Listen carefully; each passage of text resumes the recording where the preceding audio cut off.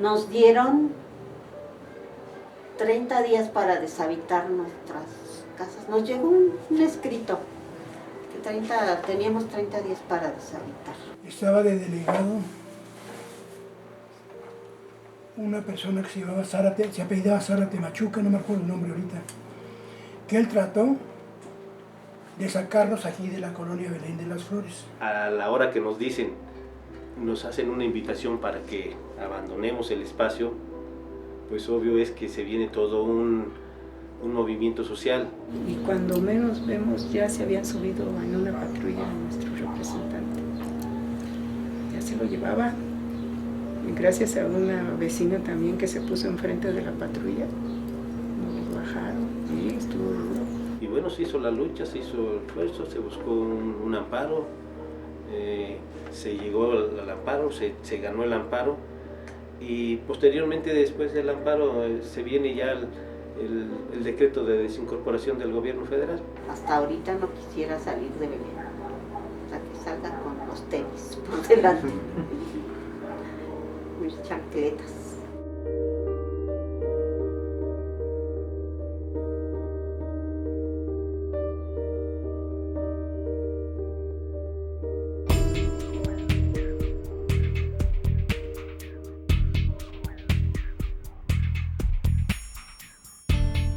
La colonia Belén de las Flores se encuentra situada al poniente de la Ciudad de México, en la delegación Álvaro Obregón.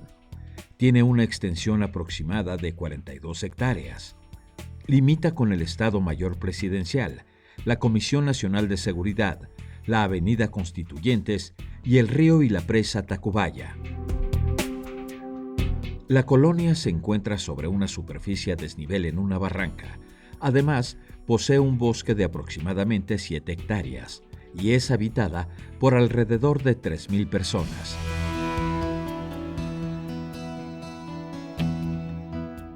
Belén de las Flores ha sido una referencia geográfica en el Valle de México desde hace varios siglos.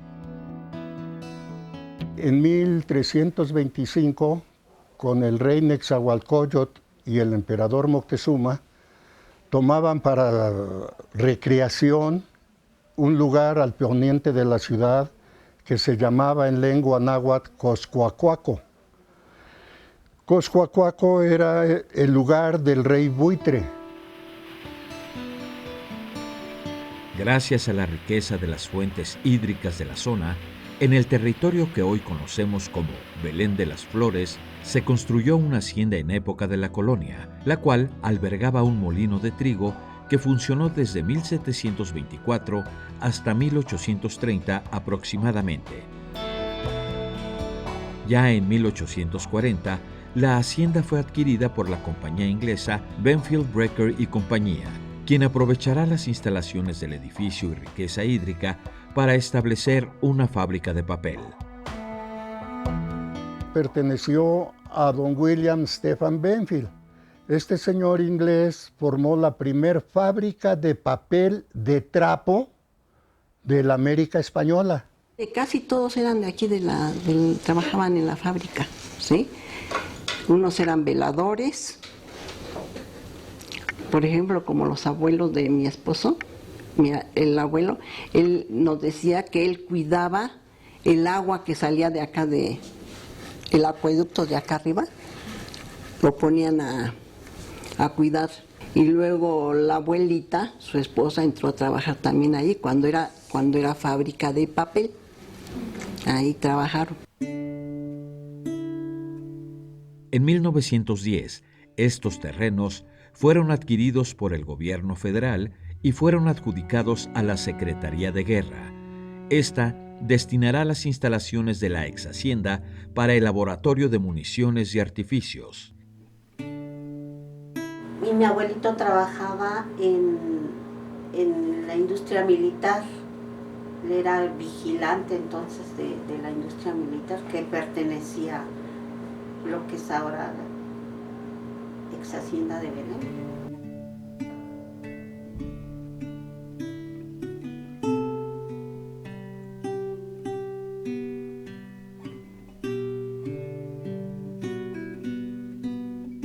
Era muy bonito, yo me acuerdo, ¿no?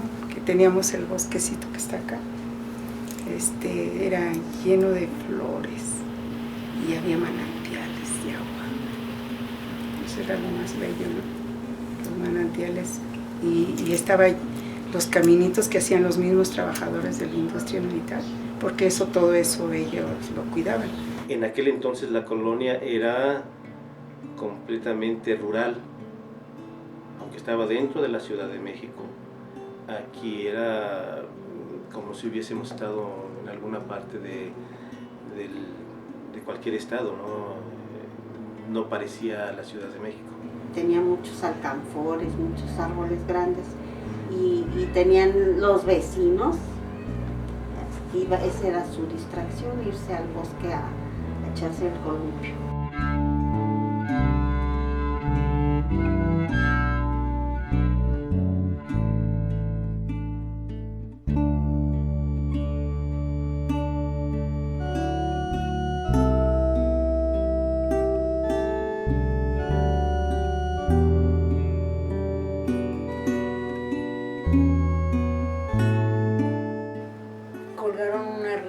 En un árbol que estaba así un poco inclinado y venía la pendiente para llegar al río y de esa riata nos aventábamos y casi llegábamos al río, o sea, si te soltabas caías en el río, pero si no te soltabas atravesabas el río, regresabas y caías en la pendiente, ¿no? De lo que era la bajadita, o sea, eran unas divertidas tremendas allá en el bosque, ¿no? Estaba muy bonito el bosque. La expansión de la línea del tranvía hasta el Panteón de Dolores es una evidencia de la importancia económica que tenía la zona poniente en las últimas décadas del siglo XIX. El tranvía y el trazado de las principales vías, en particular la Avenida Madereros, hoy Constituyentes, fueron los ejes de la expansión urbana durante las primeras décadas del siglo XX. En esa época, en la parte de abajo de donde está el puente, había un trenecito que le llamaban el Pichirilo, que bajaba a Tacubaya, a Las Palmas y de Las Palmas acá. Era un trenecito más pequeño. Sus 3 llaves y su trole. Agarraban y llegaba, nada de que diera vuelta ni nada, pum, paraba, sacaba sus llaves y las instalaba en el otro lado. Se bajaba el trole de un lado y subía el otro. Y cuando estábamos pequeños, entonces los operadores se divertían con nosotros.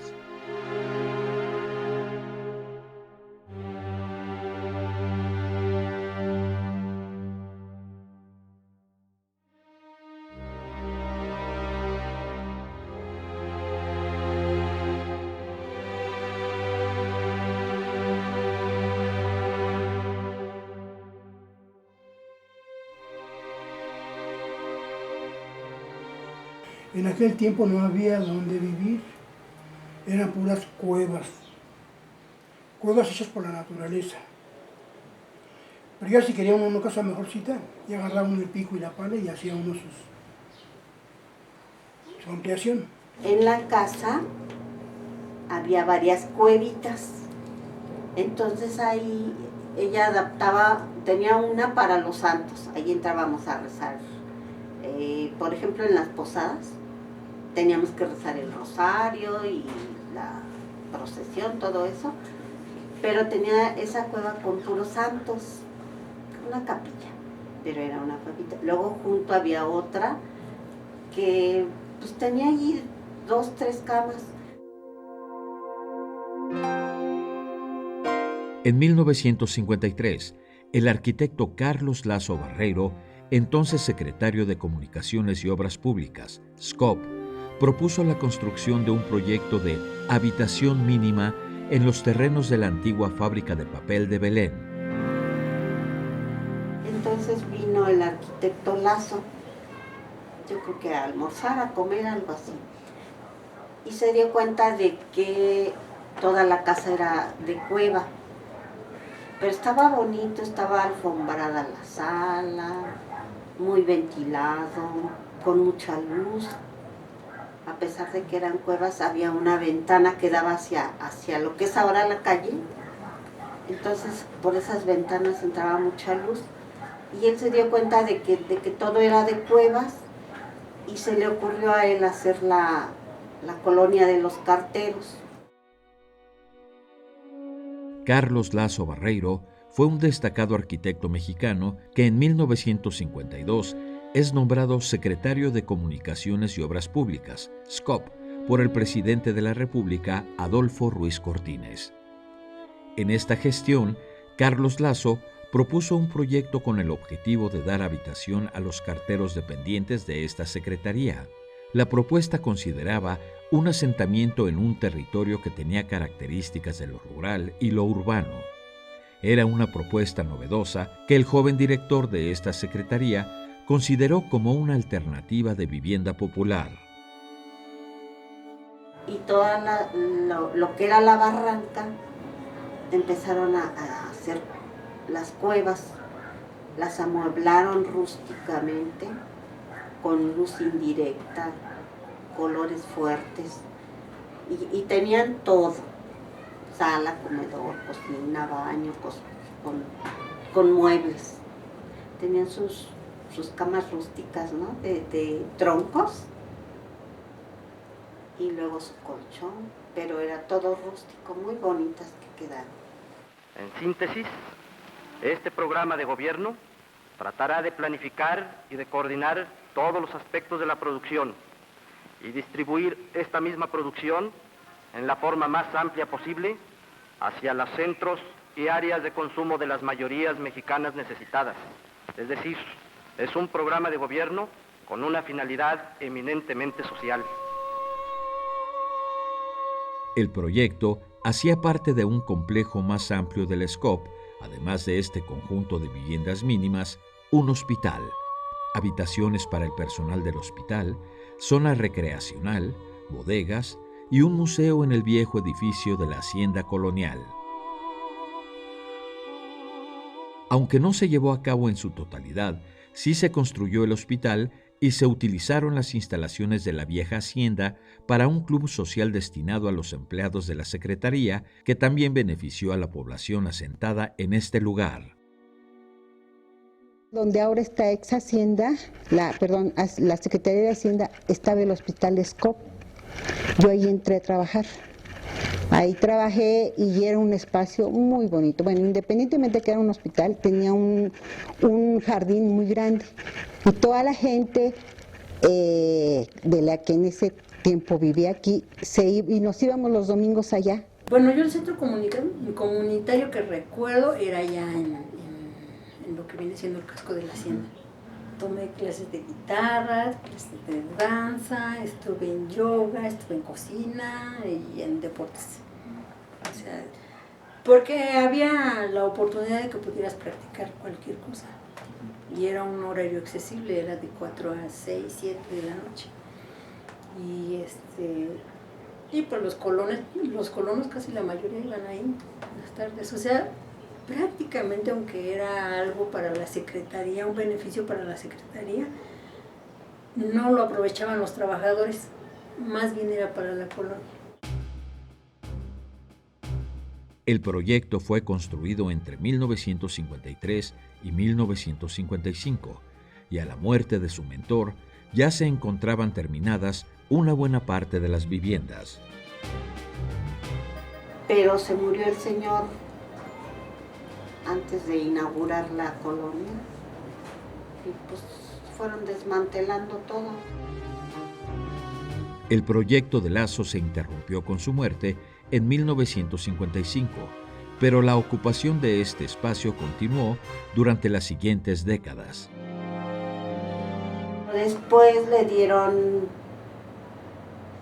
pues como permiso o oportunidad a la gente de Belén que podía habitar las que estuvieran en mejores condiciones. Hay varios elementos que hacen parte de los rasgos de identidad de quienes han vivido en este espacio desde hace 50 a 90 años. Sin duda, hay una experiencia compartida por poblar este lugar y haber superado las condiciones adversas de manera conjunta.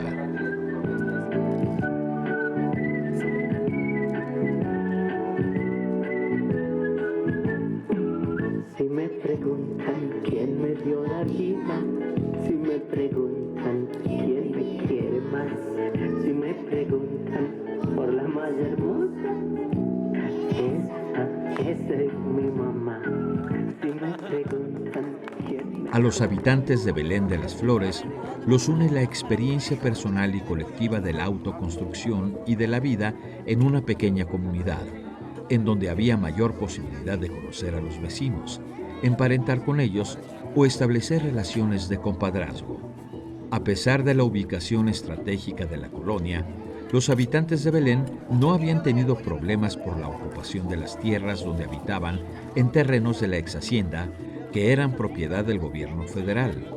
Incluso, algunos de los habitantes que habían ocupado por varias décadas estos terrenos recibieron un título de posesión entre 1968 y 1978 por parte de la Procuraduría de Colonias Populares del Departamento del Distrito Federal.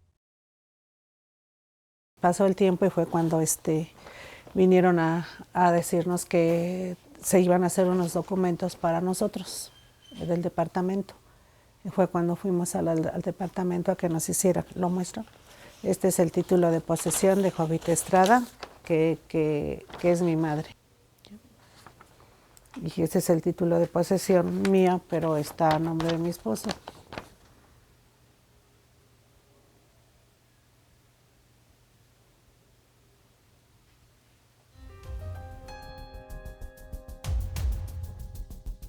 Sin embargo, a finales de la década de 1970 se experimentó un cambio en la política gubernamental. El Estado abandonó la tolerancia y la negociación y optó por medidas de represión y desarticulación. En ese tiempo estaba el presidente, que les digo, del Lascano, el señor Lascano. Entonces él, pues a lo que nos enteramos, él ya había hecho un trato, a lo que nos enteramos, no sé si sea verdad o mentira, había hecho un trato con el delegado para que nos convenciera y nos fuéramos con él, porque hicieron unas casas allá por Puerta Grande, pero mucha gente no aceptó. Entonces, automáticamente se dio de baja él y empezó a luchar el señor Mario Rosas. Las hostilidades hacia los pobladores de Belén iniciaron a comienzos de la década de 1980. En ese momento, el presidente era José López Portillo. Carlos Hank González oficiaba como regente de la ciudad y Raúl Zárate Machuca estaba como delegado de la delegación Álvaro Obregón.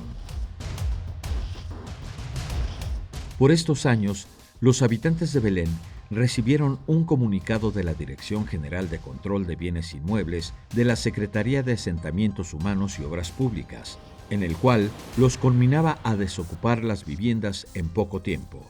Las acciones de los colonos no se hicieron esperar y pronto comenzaron a realizarse reuniones informativas. También nos dividió mucho en ese tiempo que quería la delegación desaparecer la colonia, más bien un delegado. Supimos, no a ciencia cierta de que eso haya pasado, que él había vendido los terrenos para hacer aquí un centro comercial. Lo que dicen que lo que es ahora Santa Fe, pues no se compara, ¿no? Santa Fe está muy grande, la zona comercial. Pero de todas formas que aquí quería hacer un centro comercial y que nos dieron 30 días para deshabitar nuestras casas. Nos llegó un escrito que teníamos 30 días para deshabitar. Fue concedido un amparo definitivo contra las acciones emprendidas por la Secretaría de Asentamientos Humanos y Obras Públicas. Sin embargo, esta acción no concedía la propiedad del lugar a los habitantes de Belén. Por lo tanto, la organización continuó y se consolidó una asociación de residentes de Belén de las Flores. Con motivo del desalojo que pretendían hacer las autoridades de los habitantes de Belén. Una fracción sí se fue y otra fracción nos quedamos. Esa fracción que nos quedamos, pues se celebró un amparo precisamente para evitar el desalojo y se realizaron los trámites correspondientes para tratar de obtener la propiedad de los terrenos que habitábamos. Ya teníamos el amparo y seguían insistiendo que nos sacaban. Total que el señor Zárate Machuca empezó a guardar la colonia para que ya no se metiera más gente y se salían los que estaban. Ya cuando más o menos había más guardado alguna parte, se le presentó el amparo. Usted sigue poniendo algo en esta colonia y se va, pero derechito a la cárcel porque estamos amparados. Estoy violando un amparo. El resultado de este conflicto se dio el 27 de abril de 1988, cuando se publicó en el Diario Oficial de la Federación el decreto del presidente Miguel de la Madrid, por el cual se retiraron del servicio de la Secretaría de Comunicaciones y Transportes y se desincorporan del dominio público de la Federación los terrenos de Belén de las Flores. Que el Departamento del Distrito Federal ha solicitado la donación de las áreas que se identifican como polígonos RE-1, RE-2, RE-3 y RE-4, las cuales actualmente se encuentran ocupadas en forma irregular en los inmuebles a que se refiere el considerando tercero, con el fin de que por su conducto se realicen las acciones necesarias para legalizarlas en favor de sus actuales poseedores. Decreto por el que se retiran del servicio de la Secretaría de Comunicaciones y Transportes y se desincorporan de los bienes del dominio público de la Federación los terrenos conocidos con los nombres de Molino de Belén, Fábrica de Papel Belén o Belén de las Flores en la Ciudad de México, Distrito Federal. Uno de los espacios que ha padecido conflictos continuamente es la sección Relleno, que colinda con el Centro de Estudios Científicos y Tecnológicos, CECIT número 4, Lázaro Cárdenas, con la Avenida de las Torres y con la colonia Las Palmas. El conflicto inició cuando personas externas a la colonia pretendieron ocupar por la fuerza y los habitantes se organizaron e impidieron esta acción. A la fecha, el problema de la sección Relleno no ha tenido solución.